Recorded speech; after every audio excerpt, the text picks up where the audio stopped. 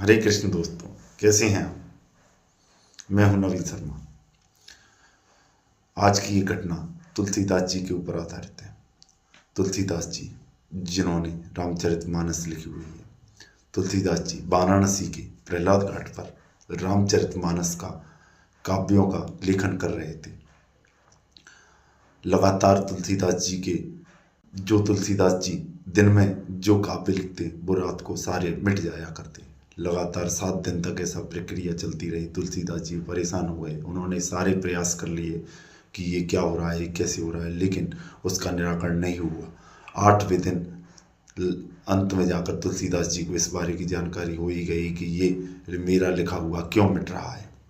स्वयं 8वें दिन की रात्रि को स्वयं साक्षात भगवान भोलेनाथ शंकर ने तुलसीदास जी को साक्षात दर्शन दिए और उनसे बोला कि आप इस रामचरितमानस को संस्कृत में ना लिखकर अवधी भाषा में लिखें और इसके लिए आप वाराणसी को छोड़कर अयोध्या श्री राम जन्मभूमि में जाकर वहाँ पर इसकी रचना करें। इसके लिए आपका वहाँ जाना जरूरी है।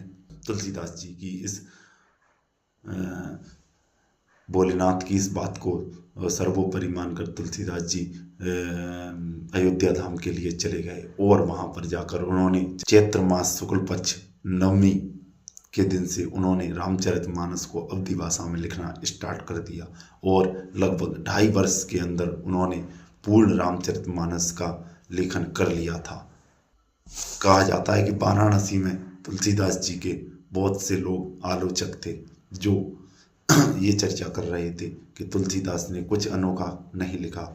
उसने वाल्मीकि जी की संस्कृत रामायण को अवधी भाषा में लिखकर अर्थ प्रस्तुत कर दिया है।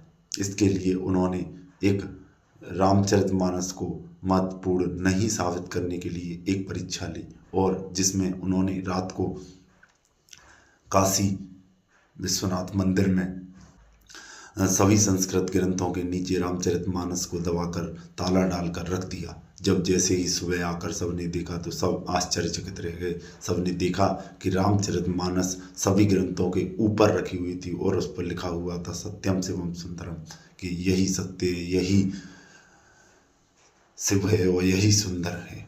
दोस्तों, इस घटना से हमको बहुत कुछ सीखने को मिलता है कि आपका उद्देश्य स्पष्ट होना चाहिए। आपका उद्देश्य क्या है, किस लिए है, आप किसके लिए लिख रहे हैं। अगर आप संत साधुओं के लिए लिख रहे हैं तो आप उनकी भाषा में लिखिए। अगर आप जन साधारण के लिए लिख रहे हैं तो आप उनकी भाषा में लिखिए। अगर तुलसीदास जी अपनी रामकथा को संस्कृत भाषा में लिखते तो ये ज़्यादा लोकप्रिय रामचरितमानस नहीं हो पाती। और दूसरा निर्णय, वाल्मीकि जी की संस्कृत भाषा में लिखी हुई रामायण पहले से उपस्थित थी। इसके लिए तुलसीदास जी जो द्वारा लिखी गई रामायण अवधी भाषा में लिखना जाना अति महत्वपूर्ण था। अवधी भाषा में लिखी हुई रामचरितमानस ने भारत के भक्ति काव्य को में अपनी बहुत बड़ी सहभागिता भूमिका निभाई है। हरे कृष्ण दोस्तों।